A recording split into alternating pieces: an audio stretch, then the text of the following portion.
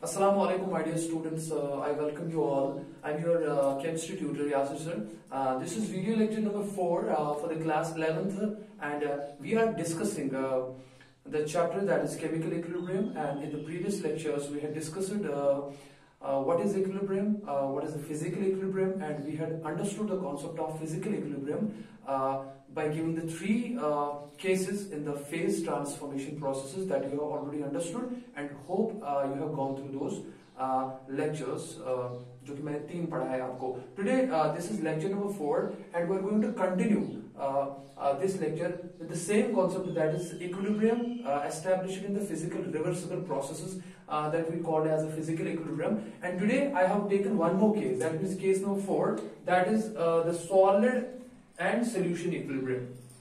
In order to understand this solid solution equilibrium, what I have done, I have taken a solute, because you know that solution is a kind of homogeneous mixture in which you put some substance and you dissolve it in a particular solvent. And since solutes can be of different types, and I have here taken the solute as a solid, and here the solute is a sugar, and the solvent that I have taken is the water. So here the solvent is water, this is solvent, and the solute is in the form of solid sugar.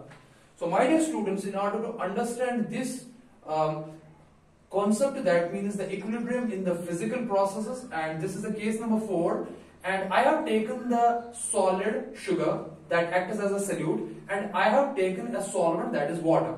So this is a petri dish and there is a sugar present in it. I have shown it over here, and this is a beaker which contains the water. So my dear students, water here acts as a solvent. So what I will do, I will put this sugar in this water. What will happen? You already know. And let us suppose the temperature. Let us suppose at room temperature, means write like this, at T is equal to 25 degrees centigrade. My dear students, the system is at 25 degrees centigrade, and what I have done, I have put some quantity of sugar and I am dissolving it in this beaker which contains the water. So you know that यहाँ पे क्या होगा, यहाँ पे जो sugar जो है ये धीरे धीरे इस कंटेनर में जो है वो सॉल्युबल होना स्टार्ट हो जाएगा. एंड मान लीजिए माय डियर स्टूडेंट्स, यहाँ पे जो वाटर की कॉन्सेंट्रेशन है, मान लो यहाँ पे वाटर की जो क्वांटिटी है इस बीकर में, मान लो यहाँ पे जो वाटर की क्वांटिटी है जो कि मैंने बीकर में रखी, आप मान लो क्वांटिटी जो है that is equal to 100 millilitre. 100 millilitre, 1 millilitre का my dear students mass 1 gram होता है. ये आप कर सकते हो डेंसिटी से, आप इसको density of water is equal to 1 gram पर सेंटीमीटर क्यूब, उसका वैल्यू देख के अगर आप density is equal to mass divided by volume, अगर आप मास निकालना चाहोगे तो वॉल्यूम मीन्स 100 मिलीलीटर को आप डेंसिटी से, तो वो 1 ही ग्राम होती है. इसका मतलब है क्वांटिटी, अगर आप वाटर की 100 मिलीलीटर लेते हैं, 100 मिलीलीटर का वजन भी कितना होगा, 1 मिलीलीटर के बजाय आपको 1 ग्राम लिखना है, that means that is equal to 100 gram. तो आपने यहाँ पे वाटर की जो क्वांटिटी है माय डियर स्टूडेंट्स, वो आपने लिए 100 मिलीलीटर, और मान लो उसको आप 100 ग्राम से भी लिख सकते हो. टेम्परेचर कितना रखा है आपने, टेम्परेचर आपने 25 डिग्री सेंटीग्रेड रखा है, दैट इज रूम टेम्परेचर. तो कर क्या रहे हो आप, यहाँ पे शुगर धीरे धीरे इस वाटर में जो है वो डिसॉल्व कर रहे हो. तो जाहिर सी बात है, आप देखेंगे इनिशियली जो है ज्यादा शुगर जो है वो वाटर में डिसॉल्व हो जाएगा और आपका जो बनेगा सोल्यूशन बनेगा. यानी कि सॉलिड जो है, सॉलिड यहाँ पे शुगर है, ये धीरे धीरे आपका क्या बनेगा, ये आपका सोल्यूशन बनाएगा. तो यहाँ पे आपका बन जाएगा सोल्यूशन. तो यहाँ पे आपका बन जाएगा सोल्यूशन, और उस सोल्यूशन को मान लो हम कहते हैं शुगर सोल्यूशन, बिकॉज आपने शुगर डाला, तो मैं उसको लिखूंगा ऐसे शुगर सोल्यूशन. अब आप देखेंगे, अगर आप एक वक्त आएगा जब अब इसमें और ज्यादा क्वांटिटी जो है शुगर की वो डिसॉल्व नहीं होगी, तो माय डियर स्टूडेंट्स आप क्या कहोगे कि सोल्यूशन जो है वो सैचुरेटेड बन गया. हम कहते हैं saturated solution is that solution, type of solution in which the quantity of the solute dissolved is maximum at given temperature and in which no more solute can be further dissolved. So my dear students, अगर मैं sugar की बात करूंगा तो sugar अगर 25 degree centigrade पे देखोगे आप, वो 100 ग्राम यानी कि 100 मिलीलीटर क्वांटिटी में how much amount of sugar can be dissolved completely in this, that is equal to my dear students 204 grams, 204 grams पर 100 मिलीलीटर। माय डियर स्टूडेंट्स, इस चीज को आप ध्यान से समझिए मैं क्या कह रहा हूं।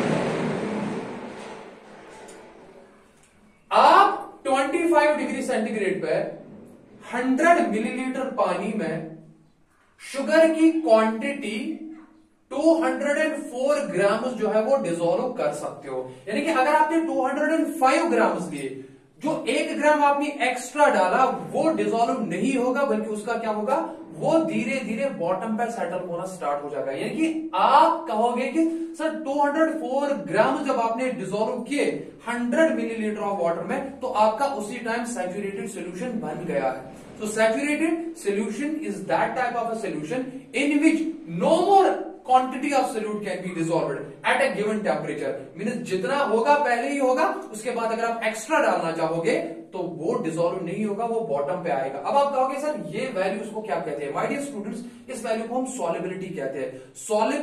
Solubility of a solute may be defined as the maximum amount of a solute that can be dissolved in a given quantity of a solvent at a given temperature।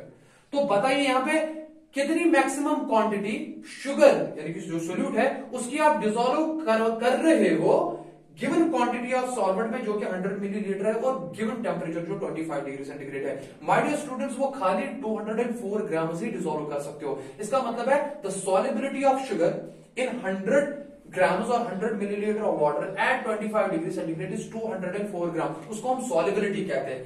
अगर आपने अब 204 से ज्यादा डाले तो व्हाट विल हैपन, आप देखोगे कि इस सोल्यूशन में, शुगर सोल्यूशन में, जो कि सैचुरेटेड शुगर सोल्यूशन बना, वहां पे वो क्वांटिटी अब बॉटम पे डिसॉल्व होनी स्टार्ट हो जाएगी। यहां पे अब प्रेसिपिटेशन होगी माय डियर स्टूडेंट्स, यहां पे सॉर्ट ऑफ प्रेसिपिटेशन होगी। ये वाला पार्ट जो है ये इनसॉल्युबल होगा, ये नहीं है, क्योंकि आप देखो 100 मिलीलीटर जो आपकी ऊपर क्वांटिटी है सोल्यूट की, सॉल्वेंट की, उसमें already maximum amount of solute already वो डिसॉल्व हो चुका है शुगर का, दैट इज 204 ग्राम। अगर आप इसमें और ज्यादा क्वांटिटी डाल रहे हो तो वो बिल्कुल डिसॉल्व नहीं होगा, बल्कि वो नीचे बॉटम पर सेटल हो जाएगा एज एन इनसॉल्युबल प्रेसिपिटेट।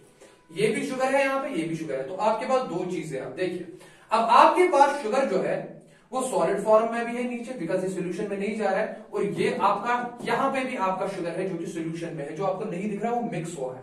तो इसका मतलब क्या है, अब देखो यहां पे क्या है, इसलिए मैंने यहां पे लिखा solid to solution, solid to solution. इस चीज को समझिए, सॉलिड मैंने यहां पे शुगर लिया है और सोल्यूशन में भी शुगर है। इसका मतलब मैंने लिखा है यहां पे solid sugar to sugar in the aqueous phase, that means solution phase.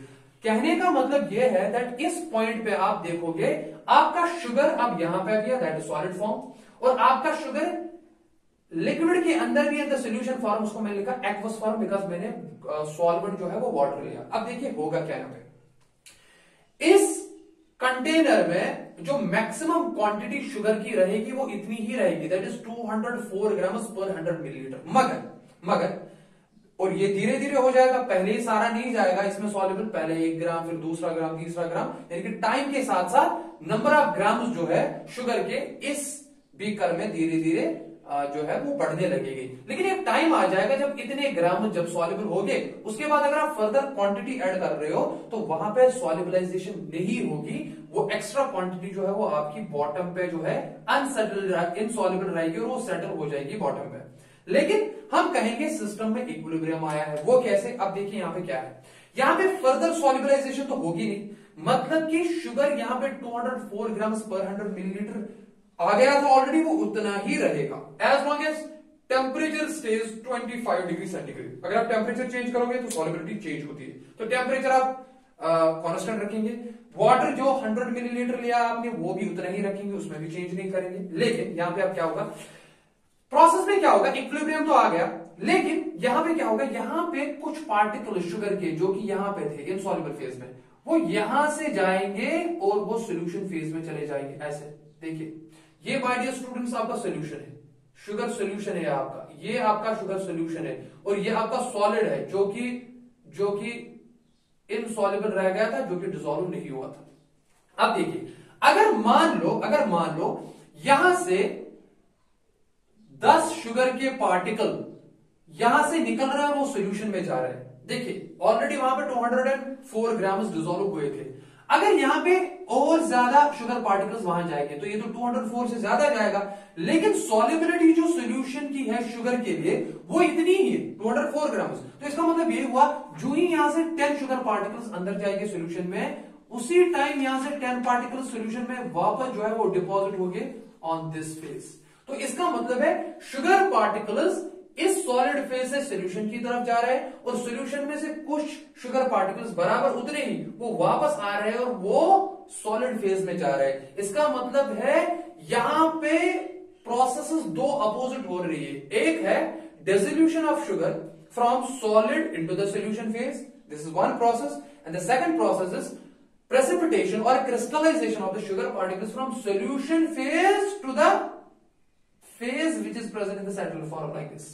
So here the two processes are going, and since the equilibrium has attained, therefore the rate of dissolution of sugar from solid to the solution phase will be equal to the rate of crystallization of sugar from solution to the solid phase. And my dear students, we call such an equilibrium as physical equilibrium, because this is a physical process. So you see what I have wrote over here. At equilibrium, rate of dissolution of sugar in solution. देखो, rate of dissolution of sugar in solution from solid sugar. तो यहां पे मैं लिख सकता हूं ऐसे, from solid sugar. देखिए इस चीज को समझिए. At equilibrium, rate of dissolution of sugar in solution from solid sugar, यानी कि कितना अमाउंट ऑफ शुगर डिसॉल्व होगा इस फेज में, from this phase, will be equivalent to the rate of crystallization of sugar from solution on solid sugar.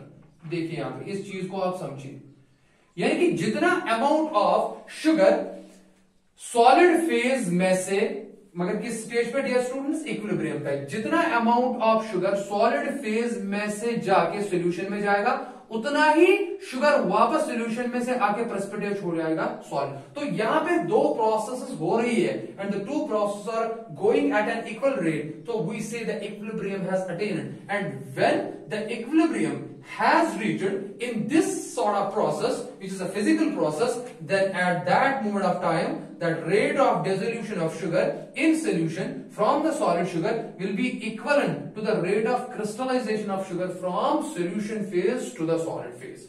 My dear students, तो यहां पे भी इक्विलिब्रियम आपने सीखा, but in a physical process we call that as physical equilibrium. So here the physical equilibrium has been attained in case of a sugar in the solid phase and the sugar in the solution phase, my dear students. अब आप कहोगे sir चलो ठीक है equilibrium तो आ गया, in this physical reversible equilibrium, what is the physical parameter, what is the quantity that remains constant? Because at equilibrium we know that there are certain physical parameters which don't show any change. You already know in the previous lectures that when the equilibrium is attained in a process, whether physical or chemical, there are two opposing processes which are going on, and here you can see that the rate of dissolution of sugar from solid phase to the solution phase is a forward process, is equal to the rate of crystallization of sugar from the solution phase into the solid phase is the backward process. So when the forward process rate is equivalent to the rate of backward process, we say that the equilibrium is attained. And definitely I have wrote over here that the rate of dissolution of sugar in solution from the solid sugar is equal to the rate of crystallization of the sugar from solution on the solid phase. But the parameter which actually remains constant during this equilibrium is the solubility of this sugar, my dear students. I have wrote over here is the parameter which remains constant in the above process is the solubility of sugar, is the solubility of solute. Here I have taken the solute sugar, therefore the process will be going on at equilibrium, but the solubility, that is 204 grams per 100 milliliter or per 100 grams of water at 25 degrees centigrade, it will remain constant as long as the temperature stays constant and as long as the concentration of this solvent, that is water, is equal to 100 milliliter, that remains constant. So this is the equilibrium, and therefore we call it as a physical equilibrium. My dear students, if you change the solute, suppose you won't use the sugar as this solute, but instead you take NaCl. NaCl is a salt, sodium chloride, table salt. If you take NaCl and repeat the process same, in that very case also, a particular time will reach when the rate of dissolution of NaCl will be equal to the rate of precipitation of NaCl, means the equilibrium will be attained. And at that case also, there will be one parameter, that will be the solubility of solute, which will remain constant at that time, and we call that as solubility of NaCl. And my dear students, in case of NaCl, at 25 degrees centigrade for NaCl, how much amount of solute can be dissolved? That is 36 grams per 100 milliliter. So the solubility of sugar is 204 grams per 100 milliliter, and the solubility of NaCl is 36 grams per 100 milliliter. In both the cases, both are the examples of a physical reversible process in which equilibrium is established, and at that stage means that equilibrium, two opposing processes are definitely going, and the particular parameter usually remains constant, and in this case that is the solubility of my dear solute. So I am going to give you the next case number 5, and we will discuss that in a short while. So my dear students, now we are going to discuss the case number 5 in the physical equilibrium, and in this case is actually related with the dissolution of gas as a solute in the aqueous phase. तो मैं इस चीज को आपको ऐसे समझाऊंगा कि देखो मैंने क्या किया है, मैं आपको डायग्राम में ये सारी चीजें समझाऊंगा, उसके बाद हम इन चीजों को समझेंगे। मैंने एक कंटेनर लिया है my dear students, you can check it out. ये मैंने एक कंटेनर लिया है, और इस कंटेनर के ऊपर आप देख सकते हो यहाँ पे मैंने एक मूवेबल पिस्टन लिया है। मूवेबल पिस्टन, मैं यहाँ पे लिखता हूं मूवेबल पिस्टन। मूवेबल पिस्टन क्या करता है, ये मूव करता है अप एंड डाउन। और इस कंटेनर में नीचे मैंने इस सेक्शन में, जो कि नीचे वाला सेक्शन है, इसमें मैंने एक लिक्विड लिया है, let's suppose it is water. और ये जो मैंने यहाँ पे एक बाउंड्री सी दी है, एक इमेजिनरी बाउंड्री, और ये मैं इसको लिखता हूं यहाँ पे एक बाउंड्री है, देखिए this is boundary, this is boundary my dear students. और इसके ऊपर वाले सेक्शन में जो मैंने गोल गोल दिखाया ये गैस है। तो अब आप देखिए यहाँ पे, आपको पता है अगर मैं ऊपर से इस पिस्टन को प्रेस करूंगा, यानी कि प्रेशर बढ़ाऊंगा, तो आप देखेंगे कि गैस मॉलिक्यूल जो है ये और ज्यादा नजदीक आएंगे, इनकी काइनेटिक एनर्जी कम हो जाएगी। तो at one moment of time these gas molecule will touch the surface of the liquid, और सरफेस ऑफ लिक्विड क्या करेगा इनको, सिंस इनकी काइनेटिक एनर्जी कम है तो लिक्विड इनको अपनी सरफेस पे एब्जॉर्ब करेगा, और जो है ये लिक्विड के अंदर जाएंगे माय डियर स्टूडेंट्स। अब आपको क्या करना है, टेम्परेचर आपको कांस्टेंट रखना है, और लेट्स सपोज मैंने टेम्परेचर 25 डिग्री सेंटीग्रेड रखा, रूम टेम्परेचर रखा। मैं फिर से कह रहा हूं, अगर आप चाहते हो कि ज्यादा से ज्यादा गैस जो है वो लिक्विड के अंदर चला जाए, आपको at particular temperature my dear students pressure जो है वो आपको ज्यादा अप्लाई करना पड़ेगा। ज्यादा प्रेशर अप्लाई करने से गैस के मॉलिक्यूल्स के दरमियान में इंटर पार्टिकल जो डिस्टेंस है वो कम हो जाएगी, और जितना आप पिस्टन को नीचे करोगे, आप खुद ही चेक कीजिए, तो गैस के मॉलिक्यूल्स पे प्रेशर ज्यादा आ जाएगा और वो लिक्विड में जाएंगे। इस कॉन्सेप्ट की वजह से गैसेस भी सॉल्युबल होते हैं लिक्विड्स में, लेकिन हाँ उतने ज्यादा सॉल्युबल नहीं होते जितने सॉलिड सोल्यूट्स होते हैं। गैस को भी हम एज सोल्यूट तस्वर कर सकते हैं और किया जाता है माय डियर स्टूडेंट्स, यानी कि gases can also be solubilized in liquids, मगर by increasing the pressure, and the law which governs the solubility of gases in liquids at a particular temperature, we call that law as Henry's law. My dear students, is a very important. If somebody will ask you a question that what is Henry's law, Henry's law is that law which governs, which explains the solubility of gases in the liquids at a particular temperature by increasing the pressure. And what this law states, I am going to define it. The Henry's law states that at particular temperature, the amount of a gas or the mass of a gas that can be solubilized in aqueous phase, that can be solubilized in liquid, is directly proportional to the pressure applied on it. इसका मतलब क्या हुआ कि कितना amount gas का liquid में चला जाए एक पर्टिकुलर टेम्परेचर पे, वो डिपेंड करेगा कि ऊपर से कितना प्रेशर आ रहा है ज्यादा। जितना जितना ज्यादा प्रेशर आएगा माय डियर स्टूडेंट्स, उतना उतना गैस का जो मॉलिक्यूल जो है वो लिक्विड के अंदर चले जाएगा और सॉल्युबलाइज हो जाएंगे। तो यहां पे भी आप देखोगे कि एक प्रोसेस अगर हो रहा है, आपने प्रेशर इंक्रीज किया, टेम्परेचर कांस्टेंट रखा, प्रेशर जब आपने इंक्रीज किया और मान लो आप इस प्रेशर को आपने कांस्टेंट रखा, लेकिन क्या होगा, गैस के मॉलिक्यूल जो है वो लिक्विड के अंदर जो है वो सॉल्युबलाइज हो जाएंगे। जब सॉल्युबलाइज हो जाएंगे, अब आपको सिस्टम को डिस्टर्ब नहीं करना है। आप देखोगे कि अब इक्विलिब्रियम आएगा, यानी कि अब सिस्टम डिस्टर्ब तो नहीं होगा, बट दो प्रोसेसेस वहां पे होगी। पहली, अब कुछ गैस मॉलिक्यूल, वही कंडीशन फिर से होगी, there are some molecules of gas which will go from gas phase into the aqueous phase, but at the same time equal number of gas molecules will go from aqueous phase into the gas phase.